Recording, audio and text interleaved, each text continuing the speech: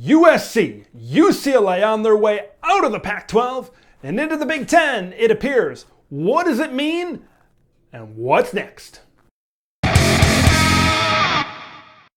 All right, Trojans and Bruins look like they're bringing the sunny beaches here to the Big Ten Conference. What does this mean right now? First of all, 2024, it looks like, would be the season where they would make the jump. So they would have a couple of more years, it looks like, in the Pac-12. But what does it mean? I think the first thing is money, right? That's what all this revolves around.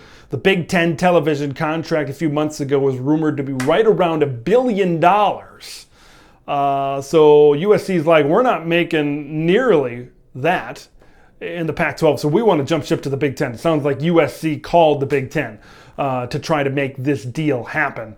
So it sounds like 80 million, 100 million, somewhere around there is where each school would make as members of the Big Ten in this new television contract.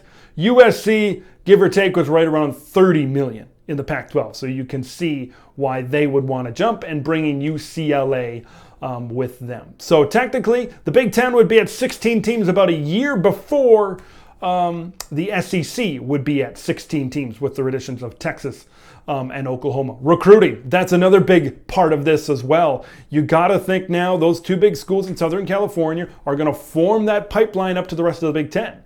You got to think the Trojans and Bruins are going to dominate most of the prospects and the recruits in Southern California. But there's going to be other schools. There's going to be your Michigans, your Ohio States, even other schools like a Wisconsin, maybe even a Nebraska, and all these other schools, Michigan State, that are in there that are going, you're going to form that pipeline to California, and you're going to get that better talent and those better players into the Big Ten, thus resulting in better teams, and thus rising the level of play within the Big Ten Conference. I cannot wait to see USC and UCLA travel to these beloved Twin Cities early November. Travel to Camp Randall in early November. Try to go into the cold 20, 30 degrees and try to get out with a win and try to stay warm at the same time. That climate differential, that's going to be fun to see. You got to come to the north, the beloved north, the cold, the frigid north. So that's going to be really fun to watch. And I'm sure those teams from the north going to November, going to sunny California, they're going to like that. Nice little break from the cold as well.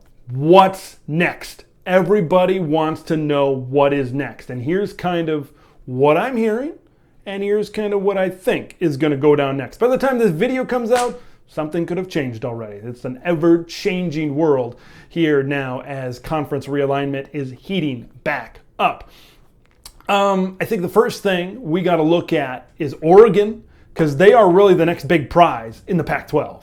Now that the Southern California schools are out, Oregon is the team, right? They dominated the Pac-12, when USC has been down all this time, and we know they pump a lot of cash out of Eugene, Oregon. They are a big-time athletic. They've got great facilities out there, and we know they're a big-time program that people will tune in to watch. And they're going to probably bring the University of Washington with them.